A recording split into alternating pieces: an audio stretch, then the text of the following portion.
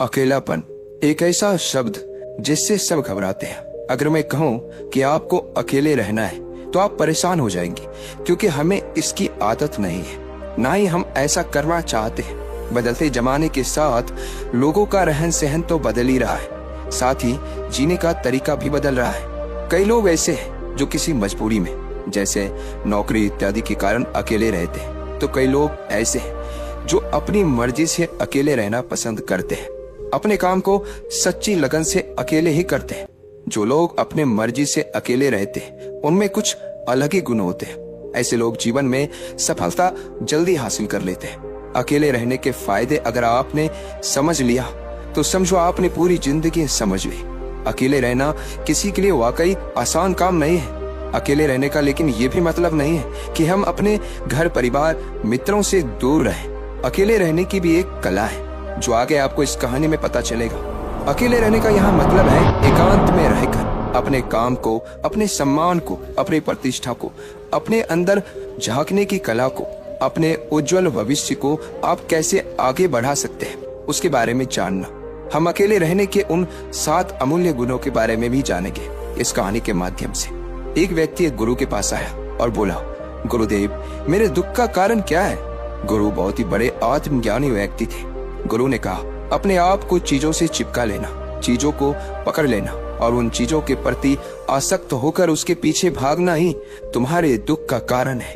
उस व्यक्ति ने गुरु को धन्यवाद किया और कहा, गुरुदेव, आपने तो मेरी समस्या का समाधान कर दिया। मैं इतने दिनों से अपनी समस्या का समाधान चाहता था।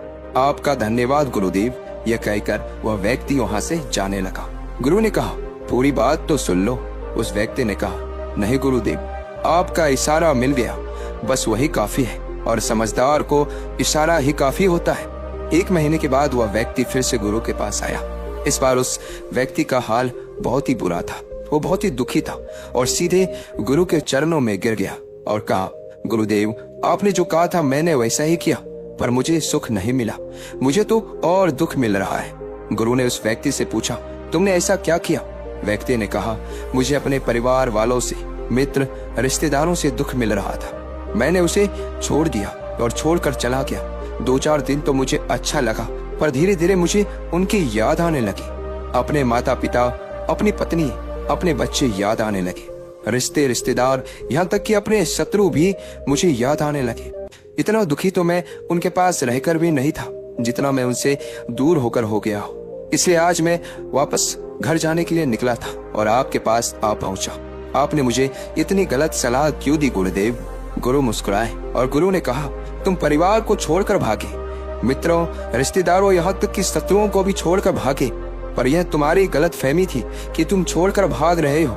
वास्तव में तो तुम उन्हें लेकर भाग रहे थे। व्यक्ति ने कहा, पर गुरुदेव, मैं तो किसी को अपने साथ नहीं लाया। गुरु ने कहा, जो चीज हमें दुख देती है वह कहीं बाहर नहीं होती, यहाँ तक कि जो हमें सुख देती है वह भी बाहर नहीं होती। यह सब परिवार वाले, रिश्तेदार, मित्र, शत्रु, ये सब कहाँ बसते हैं? ये सब हमारे मन में बसते हैं। और जब तुम भागे तो तुम अपने मन को साथ लेकर भागे, और तुम्हारे मन में यह सब तुम्हारे साथ भाग रहे थे, तो तुम इनसे कहीं दूर गए ही नहीं। जब जो चीजें मन में बसी हो और वह आसपास हो, वह हमें बहुत लगता है, पर वह बहुत कम होता है। और जब हम इन चीजों से दूर हो जाते, यानी छोड़कर भाग जाते, तब मन उन चीजों को पाने के लिए फिर से प्रयास करने लगता है, और तब यह चीजें बहुत ज्यादा दुख देती है, जैसा तुम्हें हो रहा है। व्यक्ति ने कहा, तो गुरुदेव, मैं क्या करूं? चीजों के साथ रहो तो दुख, चीजों को छोड़कर जाओ तो दुख। क्या मैंने सिर्फ दुख उठाने के लिए ही जन्म लिया है? गुरु जोर से हंसे और कहा, यह बात बिल्कुल सत्य है। यहाँ सब सिर्फ दुख उठाने के लिए जन्म लेते हैं, पर यह भी सत्य है कि इन दुखों के पार सुख है, और उन सुख के पार दुख है, फिर सुख और फिर दुख है। जिन चीजों में हमें सुख नजर आता है वह दुख देते हैं, और जिनमें दुख नजर आता है वही सुख का कारण बन जाते हैं। उस व्यक्ति ने कहा, गुरुदेव, क्या इस सुख दुख के मायाजाल से बाहर निकलने का कोई रास्ता नहीं है? गुरु ने कहा, रास्ता तो है, मगर तुम इसी दुनिया में रहना चाहते हो, इन सब के साथ रहना चाहते हो, तो तुम्हें एक काम करना होगा। तुम ऐसे ही रहो जैसे कि तुम इस दुनिया में अकेले हो। सबके साथ रहो पर अकेले रहो। व्यक्ति ने कहा, पर गुरुदेव, ये कैसे हो सकता है? गुरु उस व्यक्ति को एक जगह पर ले गए जहाँ एक मेला लगा हुआ था। वहाँ बहुत भीड़ थी।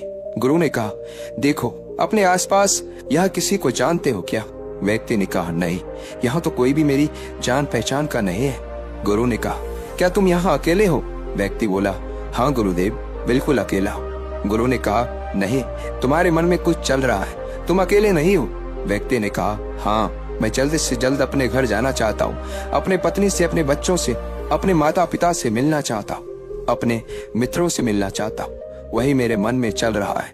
गुरु ने कहा, अब यह सब भूलकर आंखें बंद कर लो और अपना ध्यान यहाँ होने वाली आवाजों पर लगा दो। व्यक्ति ने ऐसा ही किया और जैसे ही उसने अपनी आंखें बंद की और सारा ध्यान वहाँ हो रही आवाजों पर लगा दिया, उसे एक अकेलापन, एकांत महसूस हुआ। उसे लगा कि वह इतनी बड़ी भीड़ में भी अकेला है। सभी आवाजों के ऊपर ध्यान लगाने के कारण किसी आवाज का कोई महत्व नहीं था, बस आवाजें थी और वह था। उसने अपनी आंखें खोली और कहा, गुरुदेव, यहाँ तो मैं बिल्कुल अकेला हूँ, सब है पर कुछ नहीं है। गुरु ने कहा, बस इसी तरह अकेले होना है। तुम रहो सबके साथ भीतर से, लेकिन अकेले रहो। साथ में सब हो पर मन में कोई ना हो। जिसने इस तरह से अकेले जीना सीख लिया, उसे कभी जीवन में दुख नहीं होगा, उसे चीजें दुख नहीं देगी, वह हर चीज में आनंद की प्राप्ति कर सकता है। गुरु ने आगे कहा, महान सफलताएं अकेलेपन से ही शुरू होती है। अकेलापन ही हमें उनसे मिलाता है। अपने अकेलेपन को नकारात्मक मत समझना, बल्कि उसे एकांत समझकर खुद को जानने का प्रयास करो। जब तुम्हें एकांत पसंद आने लगे तो समझो तुम्हारा वास्तविक वजूद तुमसे मिलना चाहता है। इसलिए अपने इस एकांत प्रेम का सम्मान करो। गुरु बोले, मैं तुम्हें 7 ऐसी खूबियों के बारे में बताता जो अकेले रहने वाले लोगों में पाई जाती है और उन्हें दूसरों से अलग बेहतर बनाती है। गुरु ने कहना शुरू किया, पहली खूबी जो एकांत में रहने वाले लोगों में पाई जाती है वो ये है कि ऐसे लोग दूसरों की तुलना में खुद के प्रति ज्यादा जागरूक होते हैं। वो खुद के स्वभाव और आचरण के बारे में ज्यादा गहराई से जानते हैं। ऐसा इसलिए होता है क्योंकि जब हम अकेले होते हैं तो हमें खुद के बारे में सोचने का काफी समय मिल जाता है, जिससे हम खुद के व्यवहार को अच्छे से समझ पाते हैं। एकांत में रहने वाले लोग खुद की कमजोरी और ताकत को भी अच्छे से जान पाते हैं, जिससे वो दूसरे लोगों की तुलना में किसी भी खराब परिस्थिति का सामना ज्यादा अच्छे से कर सकते हैं। गुरु ने कहा, अकेले रहने वाले लोगों की दूसरी खूबी है कि ये सकारात्मक सोच वाले लोग होते हैं। देखो, जब बहुत से लोग हमारे साथ होते हैं तो वहाँ एक दूसरे से तुलना, जलन, घमंड, लालच जैसे को विचार अपने आप ही मन में आने लगते हैं। फिर इंसान इन विचारों के बस में आकर उल्टे सीधे काम करने लगता है। हालांकि ऐसा नहीं है कि एकांत में रहने वाले लोगों के मन में ये विचार नहीं आते, लेकिन क्योंकि वो अकेले हैं इसलिए दूसरों से तुलना, जलन, घमंड जैसे विचार उनके मन में दूसरों की तुलना में थोड़ा कम आते हैं। साथ ही अकेले रहने की वजह से उन्हें खुद के बारे में सोचने का ज्यादा समय मिलता है, जिससे वो अपने नकारात्मक विचारों को पहचान कर उन्हें कम कर सकते हैं, जिसके कारण ऐसे एकांत में रहने वाले लोग ज्यादा सकारात्मक होते हैं। अकेले रहने वाले लोगों की तीसरी खासियत यह है कि ये लोग ज्यादा अनुशासित और आत्मनिर्भर होते हैं, क्योंकि अकेले रहने वाले लोगों को अपनी ज्यादातर काम खुद से ही करने पड़ते हैं, इसलिए ये दूसरों की तुलना में ज्यादा आत्मनिर्भर होते हैं। साथ ही ऐसे लोगों को दूसरों का काम भी पसंद नहीं आता। ये अपना काम खुद करने पर ही भरोसा करते हैं। साथ ही ये लोग कोशिश भी करते हैं कि दूसरों से कम सहायता लेनी पड़े, पर क्योंकि ऐसे लोग आत्मनिर्भर और अपने काम को लेकर स्पष्ट होते हैं, ऐसे लोग अनुशासित भी होते हैं। ये लोग अपने समय की कद्र करते हैं और दूसरों का भी समय बर्बाद नहीं करते। अकेले होने की वजह से ऐसे लोग एक निश्चित दिनचर्या का पालन भी करते हैं, जिससे ये लोग ज्यादा व्यवस्थित होते हैं और ये भी इनके अनुशासित होने का एक कारण है। गुरु ने आगे कहा, अकेले रहने वाले लोगों की चौथी खासियत ये है कि ये लोग किसी भी चीज के बारे में बड़ी बारीकी से और गहराई में जाकर सोच सकते हैं। अकेले रहने वाले लोगों की ये सबसे बड़ी खासियत होती है। इसलिए जितने भी लेखक, कवि और बड़े बड़े काव्यों के रचयिता हैं, उन सभी को एकांत में रहना पसंद था, क्योंकि जब कोई व्यक्ति एकांत में होता है तो अपने अंदर की आवाज सुन पाता है। जितने भी बड़े आविष्कार हुए हैं उन सब की शुरुआत एकांत में हुई थी, क्योंकि एकांत में रहकर ही किसी भी चीज के बारे में बड़ी बारीकी से सोचा और समझा जा सकता है। गुरु ने कहा, एकांत में रहने वाले लोगों की 5वीं खूबी यह है कि इनका व्यक्तित्व सबसे अलग हटकर होता है। वो लोग ज्यादातर दूसरे लोगों के साथ रहते हैं। ये अकेले रह ही नहीं पाते, वो कितनी भी कोशिश कर लेकिन जाने अनजाने में सही, लेकिन दूसरे के व्यक्तित्व का कुछ हिस्सा उनके अंदर आ ही जाता है। दूसरों की आदतें, दूसरों के विचार उनके अंदर प्रवेश कर ही जाते हैं, जिससे उनके व्यक्तित्व में वो अनूठापन, वो निरालापन नहीं आ पाता। उनका व्यक्तित्व कई सारे लोगों के साथ व्यक्तित्व का मिश्रण होता है, पर क्योंकि एकांत में रहने वाले लोग अपना ज्यादातर समय अपने साथ बिताते हैं, इसलिए ये दूसरों की बातें और विचारों से बहुत ही कम प्रभावित होते हैं। इनके अपने जीवन को जीने के खुद बनाए नियम और कायदे होते हैं, जिनका ये पालन करते हैं। ये किसी से भी आसानी से प्रभावित नहीं होते, इसलिए ऐसे लोगों की शख्सियत सबसे हटकर सबसे अलग होती है। इसलिए इनके व्यवहार में एक अलग ही निरालापन होता है, जो किसी दूसरे व्यक्ति को भी पसंद आ सकता है और नहीं भी। गुरु बोले, छठी खासियत जो एकांत में रहने वाले लोगों में होती है, ज्यादा लोगों से अपने संबंध नहीं बनाते, लेकिन यह जितने भी लोगों से संबंध बनाते हैं सच्चे दिल से बनाते हैं। ऐसे लोगों के बहुत ही कम दोस्त होते हैं, लेकिन जितने भी होते हैं ये उनसे अपनी दोस्ती पूरी ईमानदारी से निभाने की कोशिश करते हैं। अक्सर लोगों को यह लगता है कि एकांत में रहने वाले लोग बहुत कम बात करते हैं, लेकिन उनसे पूछिए जिनसे ये दिल से जुड़े होते हैं, उनसे ये कितनी बातें करते हैं। वैसे लोग इन्हें अपना मान लेते हैं और वो इनके सामने अपने पूरे दिल की बात रख देते हैं।